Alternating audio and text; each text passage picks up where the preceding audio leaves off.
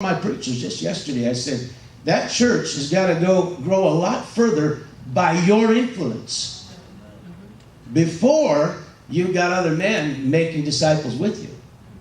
See, a lot of times we're pioneering, we're looking for those prized disciples to rise up.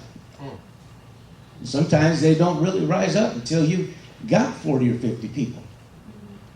And a lot of pioneers make some bad mistakes there. I learned that one. Didn't read it in a book. I had a guy tell me once, the problem is these people give me such an attitude. That's not the problem. You have an attitude. And these people bring it up real easy.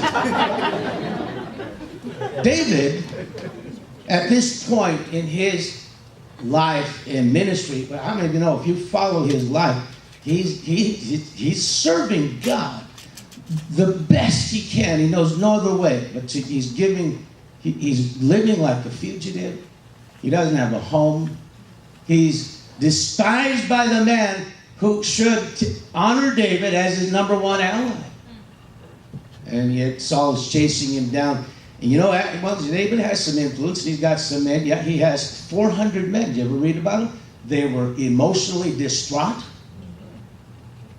Kind of like the converts we get. In debt, kind of like the converts we get. Ticked off, bitter, discouraged in life, on the land, running with him, fugitives. These are the people that God gave to David, and David began, listen, this 400 men, I'm going to get to this later in the sermon, but they became the greatest army Israel ever seen. They led Israel along with David into the greatest time of peace in the history of the nation. By conquering enemies, subduing nations. And here were men who didn't have enough self-control to govern their own spending habits, their own emotional upheavals. And they're following David. And I want to tell you, I brought up this little incident in his life there in 1 Samuel 24 where he's by the sheepcotes, because David showed them something. Self-control. I've seen pioneers. I was preaching for a guy not all that long ago. But I was shocked. I was so thrilled to see the assembly was building and what God was giving him. But then he was just ticked off at some guy. He told me before service, he goes, it's 10 till. I'm so ticked off at this guy. Well, the guy's supposed to be his main guy. And he's been saved all of 8 months. And he still gets here right on time. Of course, he works 8, 9, 12 hours a day. Never can tell because of the situation, the culture, the place where he lives. It's very difficult. Has to take public transportation. If one train is slow or it doesn't show up, you wait for the next. He's got all these issues. He told me all these things about the culture. And then all of a sudden, we're at church. He is ticked off. And when the guy shows up, he runs over and he's in his work clothes. He's sweating. He's run from the train station to the church. Sits down next to his wife, and the preacher comes up and begins to talk to him through the interpreter in front of his wife and a few others and tells him, he says, I am so disappointed in you. It sounds kind of personal. What a mistake. He's bothered, he's frustrated. It's hard pioneering. You put stock in people, you try to help them, you think they're further than they are, and then all of a sudden it's on, and but you've had it up to here. And you let something out. And I watched this man do that. I thought, he will not recover from this. The pastor. That guy, man, I saw him sitting in his chair. All of a sudden, he shot up eyes at that preacher. I said, ooh, he'll never recover. He just told that guy, you are one of the biggest problems I have. And I'm trying to pioneer this church. He lost himself there. And he made a terrible mistake. And people do this. Now, discipleship is manifest in us and through us. And I pray for men, and I pray for myself all the time. That God help us, make us able disciple makers. Amen. It's not in me to just do that. But in making disciples, you influence people. And you will influence people. This is just a fact of life. People, even the unsaved, like to influence people. They like to influence your people, amen. Paul wrote in Acts 20, he said, I know after I'm gone, grievous wolves will enter in. In other words, they're going to come and try to influence and exercise their influence on people amongst us to draw away disciples. 2 Corinthians 6:3 says, don't give any offense in anything. So the ministry is not blamed.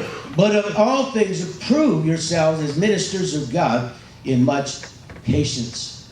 He said, you know what? As ministers, we've got to be approved by the way we minister in and with people. 2 Corinthians 12:12, truly the signs of the apostle will wrought among you in all patience, in signs, wonders, and mighty deeds. We like the signs, wonders, and mighty deeds.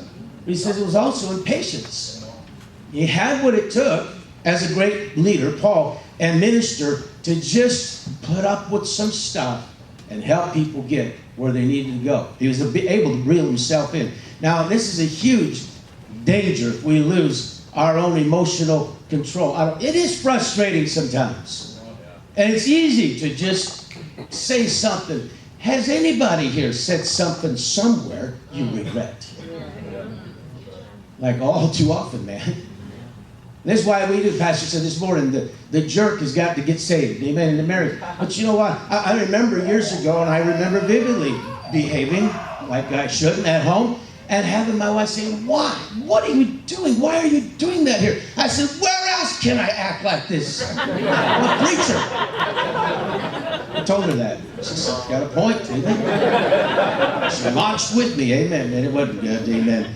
We've overcome. But, you know, it's dangerous to let yourself, you know, allow yourself that privilege of losing it. I was just a young disciple. I think, actually, I was a young disciple a long time, amen, a slow learner. And so my pastor was going through some stuff. I mean, really going through some stuff, and I didn't know anything, you know. And I found him in church one day at an odd hour. I happened to show up, and just right over here by the altar, and I didn't know he was there. And I came in and unlocked, because he had the door locked in a little building.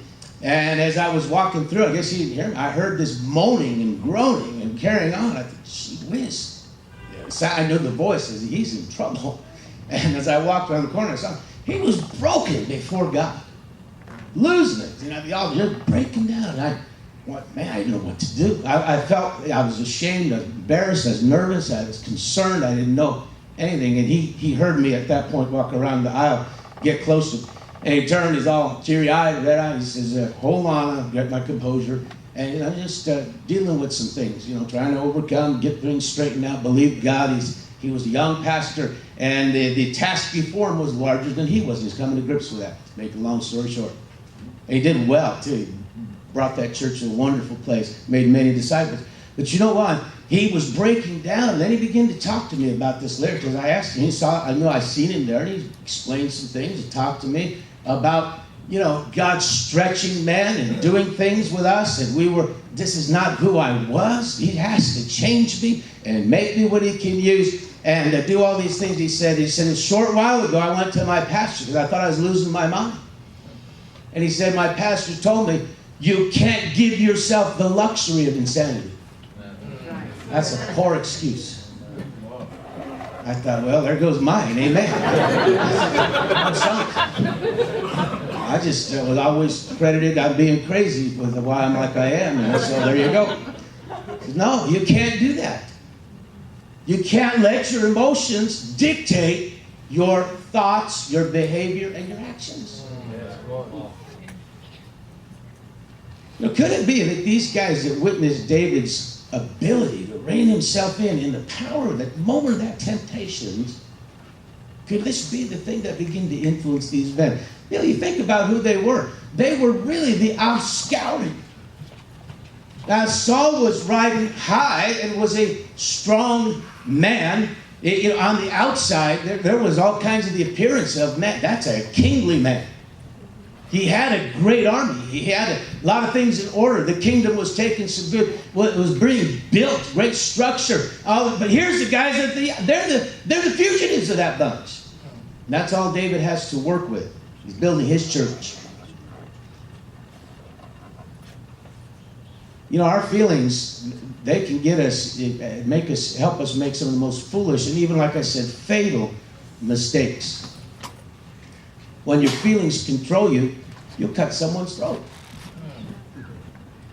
This pastor I mentioned earlier, he had told me about this fellow in his church, saved 8, 9 months. What an incredible convert.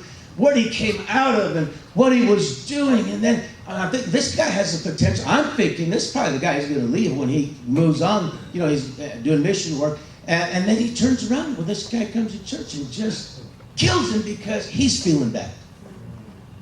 He's disappointed.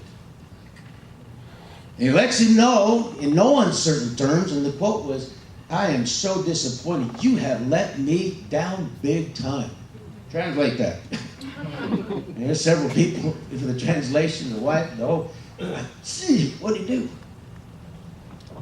He just shot himself in the foot. And he hurt this guy because he was feeling bad. Yeah, granted, I have not been a missionary, man. God bless these men and women, what they do. And they're on tough soil, foreign soil. But you know what?